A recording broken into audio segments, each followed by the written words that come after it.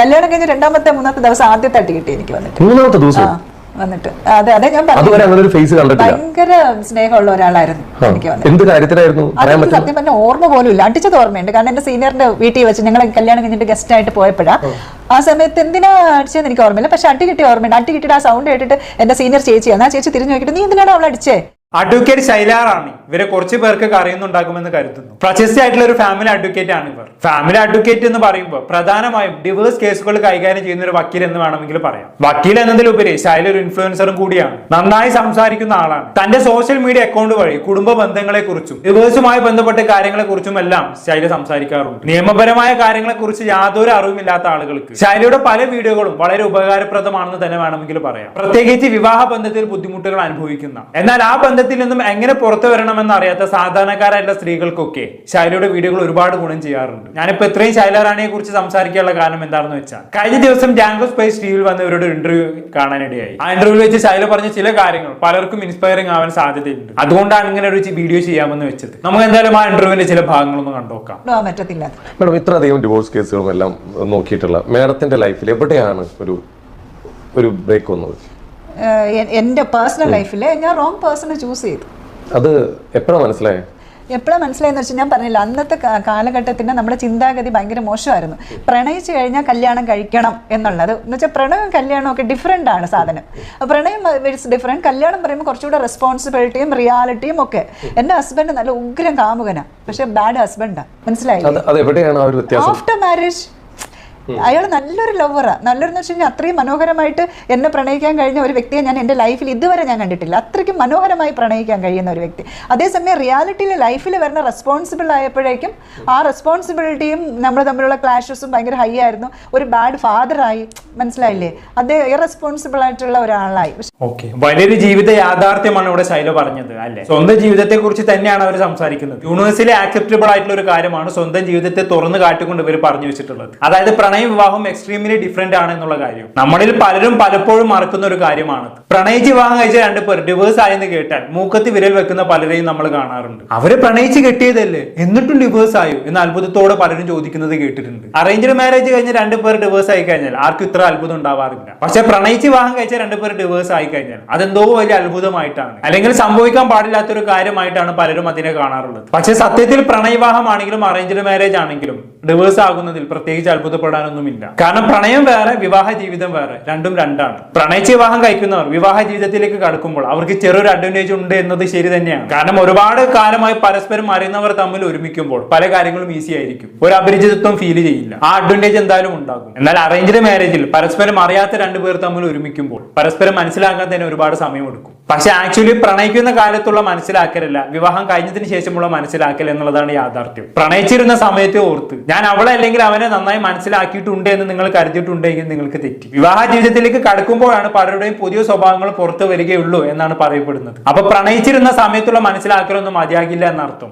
അതുകൊണ്ടാണ് പണ്ട് ഇവളിങ്ങനൊന്നും അല്ലായിരുന്നല്ലോ, അല്ലെങ്കിൽ ഇവന് പ്രണയിച്ചിരുന്ന സമയത്ത് എന്തൊരു കെയറിംഗ് ആയിരുന്നു, ഇപ്പൊ എന്നെ മൈൻഡ് പോലും ചെയ്യുന്നില്ലേ എന്നൊക്കെ വിവാഹ ജീവിതത്തിലേക്ക് കടന്നതിന് ശേഷം പലർക്കും തോന്നാൻ കാരണം. ഈ മിഥുനൻ സിനിമ കണ്ടിട്ടില്ലേ? അതിൽ മോഹൻലാലും ഉർവശിയും തമ്മിൽ ഒടുക്കത്തെ പ്രണയമായിരുന്നു. പ്രണയിച്ചിരുന്ന സമയത്ത് നല്ല റൊമാൻറ്റിക് ആയിട്ടുള്ള ഒരു കാമുകനായിരുന്നു മോഹൻലാൽ. എന്നാൽ കല്യാണ ശേഷം ഉത്തരവാദിത്തങ്ങൾ കൂടിയതോടെ അയാൾ വേറൊരു മനുഷ്യനായി മാറി. ഒട്ടും റൊമാൻറ്റിക് അല്ലാതെയായി. പ്രണയിച്ചിരുന്ന കാലത്ത് ഉർവശി കണ്ട നേരെ ഓപ്പോസിറ്റ് മനുഷ്യനാണ് പിന്നീട് കല്യാണം കഴിഞ്ഞ ശേഷം കാണാൻ സാധിച്ചത്. അവളുടെ പ്രതീക്ഷകളെല്ലാം തകിടം മറിഞ്ഞു. ഒടുവിൽ ആ ബന്ധം വേർപിരിയലിന്റെ വക്കിൽ വരെ എത്തി. പക്ഷെ സിനിമ ആയതുകൊണ്ട് അവർ വീണ്ടും ഒന്നിക്കുകയും സന്തോഷത്തോടെ ജീവിക്കുകയും ചെയ്യുന്ന ഒരു ക്ലൈമാക്സ് നമുക്ക് കാണാൻ പറ്റി. സിനിമ മാത്രമല്ല കേട്ടോ, അപൂർവമാണെങ്കിലും ജീവിതത്തിൽ അങ്ങനെയൊക്കെ സംഭവിക്കാറുണ്ട്. ഡിവേഴ്സിന്റെ വക്കിൽ വരെ എത്തിയതിനു ശേഷം വക്കീലിന്റെയും കൗൺസിലറുടെയും ഒക്കെ ക്ലാസുകൾ കേട്ട് മനോഹരമായ ജീവിതം വീണ്ടെടുത്ത ആളുകളൊക്കെ ഉണ്ട്. അപ്പൊ ഞാൻ പറഞ്ഞു വന്നത് എന്താണെന്ന് വെച്ചാൽ ശൈലജയുടെ ഭർത്താവ് പ്രണയിക്കാൻ അടിപൊളിയായിരുന്നു. എന്നാൽ ഒരു ഭർത്താവ് എന്ന നിലയ്ക്ക് അയാൾ വൻ പരാജയമായിരുന്നു. ഒടുവിൽ ആ ബന്ധം അവർക്ക് വേർപിരിയേണ്ടി വന്നു എന്നുള്ളതാണ്. ഒരുപാട് പേർക്ക് സമാനമായ അനുഭവങ്ങൾ ഉണ്ടാവും എന്നുള്ളത് ഉറപ്പാണ്. എന്തായാലും നമുക്ക് ശൈലക്ക് പറയാനത് ബാക്കി കേട്ടോക്കാം. ഒട്ടും അത് അവിടെയാണ്. അപ്പൊ നമുക്ക് ഒരു മാരേജിലേക്ക് പോകുന്ന സമയത്ത് പ്രണയം അല്ലെങ്കിൽ അതൊന്നും അല്ല, കുറച്ചുകൂടെ ഉത്തരവാദിത്തങ്ങളും അണ്ടർസ്റ്റാൻഡിങ്ങും ഒക്കെ വരും. മാരേജസ് ഭയങ്കര ഡിഫറെന്റ് ആണ് സാധനം. പറ്റുന്നില്ല എന്ന് തോന്നിയിട്ട് എത്ര നാൾ കഴിഞ്ഞിട്ടാണ് മാം അത് വേണ്ടെന്ന് വെച്ചത്? എനിക്ക് അതാണ് ആ സമയത്ത് എനിക്കൊരു ഡിസിഷൻ പോലും എടുക്കാൻ പറ്റിയില്ല. എനിക്കത് പറ്റൂല എന്ന് വിചാരിച്ചിരുന്നെങ്കിലും അന്ന് നമ്മുടെ ഒന്നെന്ന് വെച്ചാൽ ഞങ്ങൾ ലവ് മാരേജ് ആയിരുന്നു. വീട്ടുകാരെ എതിർത്തിട്ട് ഞാൻ ഇറങ്ങിപ്പോയതാണ്. അപ്പം ഞാൻ എടുത്ത ഡിസിഷൻ തെറ്റായി പോയി എന്ന് എൻ്റെ ഉള്ളിൽ അംഗീകരിക്കാൻ വയ്യ. ഞാൻ ഭയങ്കര എല്ലാം കൊണ്ടും എല്ലാം ശരി എന്ന് പറഞ്ഞിട്ട് എൻ്റെ വീട്ടുകാരെ മുമ്പ് ഇപ്പൊ പ്രൂവ് ചെയ്ത് കൊടുക്കാം പ്രണയമാണ് മറ്റതെന്ന് വിചാരിച്ചുകൊണ്ടിരുന്നത് പോയത്. ഒരു കുഞ്ഞായി അപ്പം പിന്നെ ഈ കൊച്ചിനെ കൊണ്ട് ഞാൻ എങ്ങനെ ഒറ്റയ്ക്ക് വളർത്തും എന്നുള്ളത്. പിന്നെ രണ്ടാമത് വെച്ചാൽ സൊസൈറ്റി, നല്ല പേടിച്ചു ഞാൻ ഈ ഒറ്റയ്ക്ക് എങ്ങനെ സൊസൈറ്റിയിൽ ഒരു പെണ്ണെന്നുള്ള രീതി. ഓക്കെ, പ്രണയിച്ച് വിവാഹം ചെയ്ത ഒട്ടുമിക്ക ആളുകളും ജീവിതത്തിൽ നേരിടുന്ന പ്രതിസന്ധിയെ കുറിച്ചാണ് സ്വന്തം ജീവിതത്തിന്റെ വെളിച്ചത്തിൽ ശൈല റാണി തുറന്ന് പറയുന്നത്. നമ്മുടെ നാട്ടിൽ പ്രണയിച്ച് വിവാഹം കഴിച്ചവരോട് അവരുടെ വീട്ടുകാരും സൊസൈറ്റിയും കാണിക്കുന്ന ഒരു പ്രത്യേക മനോഭാവമുണ്ട്. വീട്ടുകാരൊന്നും അനുസരിക്കാതെ പ്രണയിച്ച് കെട്ടിയതല്ലേ, ഇനി തന്നെത്താൻ അങ്ങ് അനുഭവിച്ചോളണം, ആരും മൂടുണ്ടാവും കരുതണ്ട, എന്തെങ്കിലും പ്രശ്നം ഉണ്ടാവും ഇങ്ങോട്ട് ഓടി വരാൻ നിൽക്കണ്ട, എല്ലാം അങ്ങ് സ്വയം നേരിട്ടേച്ചാൽ മതി. ഈ ഒരു സമീപനമായിരിക്കും ഒട്ടുമിക്ക വീട്ടുകാർക്കും ഉണ്ടാവുക. ഇനിയിപ്പോ വീട്ടുകാർക്ക് ഇങ്ങനെ ഒരു സമീപനം ഒന്നും ഇല്ലെങ്കിൽ പോലും ഈ പ്രണയിച്ച് വിവാഹം കഴിച്ചവർക്ക് ഒരു ഈഗോ ഉണ്ടാകും. എല്ലാവരും എതിർത്തിട്ടും സ്വന്തം ഇഷ്ടപ്രകാരം തിരഞ്ഞെടുത്തൊരു ബന്ധമല്ലേ, അതുകൊണ്ട് തന്നെ തന്റെ തീരുമാനം ശരിയായിരുന്നു, താൻ അടിപൊളിയായിട്ട് ജീവിക്കുന്നുണ്ട് എന്ന് നാട്ടുകാരും കുടുംബക്കാരെയും കാണിക്കാൻ ഒരു ടെൻഡൻസി ഈ പ്രണയിച്ച് കെട്ടിയവർക്ക് ഉണ്ടാകും. താൻ തോറ്റുപോയെന്ന് ആരും മനസ്സിലാക്കരുത് എന്നൊരു വാശി അവർക്ക് ഉണ്ടാകും. അതുകൊണ്ട് തന്നെ വിവാഹ ജീവിതത്തിൽ ഇനി എന്തൊക്കെ പ്രശ്നങ്ങൾ ഉണ്ടായാലും അതൊക്കെ ശരിയാകുമെന്ന് വിചാരിച്ച് മാക്സിമം സഹിച്ചും ക്ഷമിച്ചും പിടിച്ചു നിൽക്കാൻ പലരും നിർബന്ധിതരാകും. ഈ വീട്ടുകാരെയും നാട്ടുകാരെയും ഒക്കെ വെറുപ്പിച്ച് കല്യാണം കഴിച്ച് 4 നാൾ അത് ഉപേക്ഷിച്ച് പോകുക എന്നൊക്കെ പറഞ്ഞു കഴിഞ്ഞാണെങ്കിൽ നാണക്കേടാവില്ലേ. എല്ലാവരും തന്നെ ഒരു തോൽവിയായി കാണുമെന്നും ഇനി എവിടെയും നിലയും വരെയും കിട്ടില്ല എന്ന് മനസ്സിലാക്കുന്നതോടെ ആണാണെങ്കിലും പെണ്ണാണെങ്കിലും ആ ബന്ധത്തിൽ മാക്സിമം അങ്ങ് പിടിച്ചു നിൽക്കും. പക്ഷെ എല്ലാത്തിനും ഒരു പരിധി ഉണ്ടല്ലോ. ആ പരിധി വിട്ട് കഴിയുമ്പോൾ ഒന്നെങ്കിൽ അവർ ജീവിതം അവസാനിപ്പിക്കും, അല്ലെങ്കിൽ ആ ബന്ധം ഉപേക്ഷിക്കും. വളരെ ചുരുക്കം ആളുകൾ മാത്രം മക്കളെയും ഓർത്ത് ആ ബന്ധത്തിൽ അങ്ങ് കടിച്ചു തൂങ്ങി നിൽക്കും. പ്രണയിക്കുന്ന സമയത്ത് നമ്മൾ അനുഭവിച്ചതും ഇനി ലൈഫ് ലോങ് കിട്ടുമെന്ന് നമ്മൾ പ്രതീക്ഷിച്ചതുമായ ഒരു ജീവിതമുണ്ട്. അതൊരിക്കലും കിട്ടില്ല എന്ന് മനസ്സിലാക്കുമ്പോൾ നമുക്കുണ്ടാകുന്ന ഒരു തകർച്ചയുണ്ട്, നിസ്സഹായാവസ്ഥയുണ്ട്. അത് വാക്കുകൾ കൊണ്ട് വിവരിക്കാൻ പ്രയാസമാണ്. എന്തായാലും ശൈല റാണിക്ക് പറയാനുള്ളത് വാക്കിയോട് കേട്ടോക്കാം. കംപ്ലീറ്റ് ബ്രേക്ക് ഡൗൺ ആയി. ബ്രേക്ക് എന്ന് വെച്ച് കഴിഞ്ഞാൽ അദ്ദേഹത്തിന് ഈ റിലേഷൻ മുന്നോട്ട് പോകാൻ പറ്റത്തില്ല എന്ന് പറഞ്ഞു കഴിഞ്ഞാൽ ഹി വെന്റ് അവേ. അപ്പൊ ഞാനും കുട്ടിയും മാത്രമായി. അപ്പൊ ഫിനാൻഷ്യലി വട്ടപൂജ്യം, ഇമോഷണലി ഇംബാലൻസ് ആയി, മെന്റലി ഞാൻ ട്രീറ്റ്മെന്റ് എടുക്കേണ്ടി വന്നു. അപ്പൊ ആ ഒരു ടൈമിൽ എന്ന് വെച്ച് കഴിഞ്ഞാൽ എന്താ പറയുക, നമുക്ക് എന്താ ചെയ്യേണ്ടതെന്ന് പോലും അറിയില്ല, എങ്ങനെ ഞാൻ മുന്നോട്ട് പോകുമെന്ന് എനിക്ക് അറിയത്തില്ല. അപ്പൊ പിന്നെ കുറച്ച് കോടതിയിൽ നിന്നും കുറച്ച് ബ്രേക്കായി, ജോലിക്കൊന്നും പോകാൻ പറ്റാതായി. പക്ഷെ അവിടെ നിന്ന് പിന്നീട് എന്താ പറയുക, ഫാമിലി മാറ്റേഴ്സ് ആണ് പാഷനായിട്ട് തുടങ്ങി.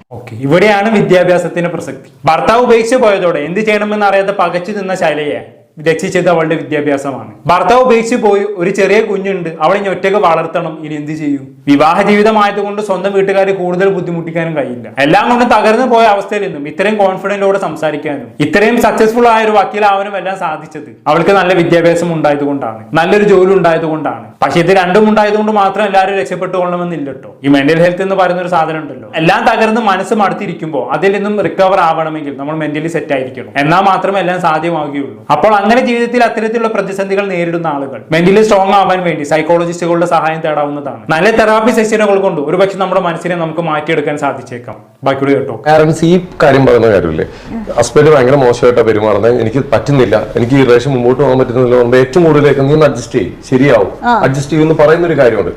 അഡ്ജസ്റ്റ് ചെയ്യുന്നതൊക്കെ നല്ലതൊക്കെ തരാം, പക്ഷെ ഒരു പരിധി വിട്ടു പോയിട്ടും അഡ്ജസ്റ്റ് ആപത്തിലേക്ക് പോകും.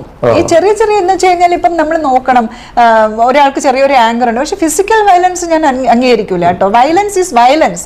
അതൊരു ക്രിമിനൽ മൈൻഡുള്ള ഒരാൾക്ക് മാത്രമേ മറ്റേ ആൾക്ക് പെയിൻ കൊടുക്കാൻ പറ്റുള്ളൂ, അതായത് ഫിസിക്കലി പെയിൻ കൊടുക്കാൻ പറ്റുള്ളൂ.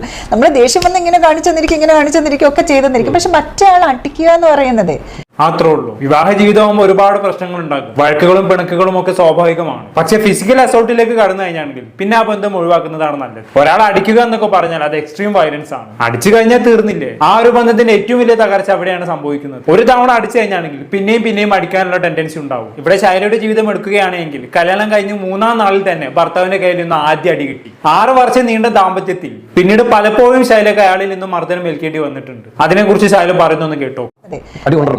എനിക്ക് ഇഷ്ടം പോലെ എന്റെ 6 ഇയേഴ്സ് എന്ന് പറയുന്നത് നല്ല ഫിസിക്കലി ഞാൻ ഭയങ്കര കല്യാണം കഴിഞ്ഞ 2ാമത്തെ 3ാമത്തെ ദിവസം ആദ്യത്തെ അടി കിട്ടി എനിക്ക് വന്നിട്ട്. അതെ ഞാൻ ഭയങ്കര സ്നേഹമുള്ള ഒരാളായിരുന്നു എനിക്ക് വന്നിട്ട്. സത്യം പറഞ്ഞ ഓർമ്മ പോലും ഇല്ല, അടിച്ചത് ഓർമ്മയുണ്ട്. കാരണം എന്റെ സീനിയറിന്റെ വീട്ടിൽ വെച്ച് ഞങ്ങൾ കല്യാണം കഴിഞ്ഞിട്ട് ഗസ്റ്റ് ആയിട്ട് പോയപ്പോഴാ ആ സമയത്ത് എന്തിനാ അടിച്ചതെന്ന് എനിക്ക് ഓർമ്മയില്ല, പക്ഷെ അടി കിട്ടിയ ഓർമ്മയുണ്ട്. അടി കിട്ടിയിട്ട് ആ സൗണ്ട് കേട്ടിട്ട് എന്റെ സീനിയർ ചേച്ചിയാണ്, ആ ചേച്ചി തിരിഞ്ഞു നോക്കിയിട്ട് നീ എന്തിനാണ് അവൾ അടിച്ചേ എന്നിങ്ങനെ ചോദിച്ചിട്ടുണ്ടായിരുന്നു. അപ്പൊ അന്ന് പിന്നെ മാപ്പൊക്കെ ചോദിച്ചു, ശൈല നീ എന്തിനാ യു ആർ ട്രിഗറിങ് മീ, എന്തിനാ നീ എന്നെ ഇങ്ങനെ പ്രൊവോക്ക് ചെയ്യുന്നേ എന്നൊക്കെ ചോദിച്ചിട്ടുണ്ട്. അന്ന് അങ്ങനെ പിന്നെ അതിന്റെ ഒരു മനസ്സിലായില്ല. ഞാൻ വിചാരിച്ചു ഞാൻ അങ്ങനെ പറഞ്ഞിട്ടായിരിക്കാം ഞാൻ അതിനെ ചെയ്തു. ഞാൻ കുറച്ച് മാറിയ ശരിയാവുമായിരിക്കാം. അതൊരു പ്രശ്നമായിട്ട് എനിക്ക് ഇഷ്ടപ്പെട്ടില്ല. ശരിക്കും എന്തോ ഒരു വിഷമം വന്നു, ശരി കരഞ്ഞു. പക്ഷേ എന്നാലും ഞാൻ പിന്നെ അതിന് ശരിയാവുമായിരിക്കാം, എൻ്റെ പ്രശ്നമായിരിക്കാം, ഞാൻ ഇങ്ങനെ ചെയ്താൽ ശരിയാവുമായിരിക്കാം, മനസ്സിലായി, ഞാൻ അങ്ങനെ ദേഷ്യപ്പെടുത്താതിരുന്നാൽ ശരിയാവുമായിരിക്കാം. പക്ഷെ ശൈല എന്തൊക്കെ ചെയ്തിട്ടും ശരിയായില്ല. ഭർത്താവ് അവരെ അടിച്ചുകൊണ്ടേ ഇരുന്നു എന്നുള്ളതാണ്. മിണ്ടിയാലും മടി, മിണ്ടിയില്ലെങ്കിലും മടി, നിന്നാലും മടി, ഇരുന്നാലും മടി, എന്ത് ചെയ്താലും അടി. വല്ലാത്തൊരവസ്ഥ തന്നെയുള്ളത്. ഇതുപോലെ അനുഭവിക്കുന്ന ഒരുപാട് പേർ നമുക്കിടയിലുണ്ടാകും. എല്ലാം സഹിച്ചും ക്ഷമിച്ചും ജീവിക്കേണ്ടി വരുന്ന ഹതഭാഗ്യരായിട്ടുള്ള മനുഷ്യർ. ഞാൻ സ്ത്രീകളെ കുറിച്ച് മാത്രമല്ല കേട്ടോ പറയുന്നത്. വിവാഹ ജീവിതത്തിൽ സ്ത്രീകൾ മാത്രമല്ല ബുദ്ധിമുട്ടുകൾ അനുഭവിക്കുന്നത്. കൂടുതൽ സ്ത്രീകളാണ് എന്നുള്ളത് ശരിയാണ്. പക്ഷേ സ്ത്രീകളിൽ നിന്നും ബുദ്ധിമുട്ടുകൾ അനുഭവിക്കേണ്ടി വരുന്ന പുരുഷന്മാരും നമുക്കിടയിൽ ഇഷ്ടം പോലെ ഉണ്ട്. അപ്പൊ ആരോടാണെങ്കിലും എനിക്ക് പറയാനുള്ളത് എന്താണെന്ന് വെച്ചാൽ, ഒന്നിച്ചു പോകാൻ കഴിയുന്നുണ്ടെങ്കിൽ അങ്ങനെ പോകുക. ഇനി അതല്ല ഒരു രക്ഷയും ഇല്ല എന്നാണെങ്കിൽ ധൈര്യമായ ബന്ധം ഉപേക്ഷിക്കുക. ആകെ ഭൂമിയിൽ ഒരു ജീവിതമല്ലേ ഉള്ളൂ. അത് നരക തുല്യമായി ജീവിച്ച് തീർക്കേണ്ട യാതൊരു ആവശ്യവുമില്ല. യുക്തിപൂർവ്വം തീരുമാനങ്ങൾ എടുക്കുക. കൂടുതലായിട്ട് ഞാനൊന്നും പറയുന്നില്ല. എന്താണെന്ന് കേട്ട് നിങ്ങൾക്ക് തോന്നുന്നത് താഴെ കമന്റ് ബോക്സിൽ രേഖപ്പെടുത്തുമല്ലോ. അടുത്തൊരു ടോപ്പിക്കുമായി വീണ്ടും കാണാം.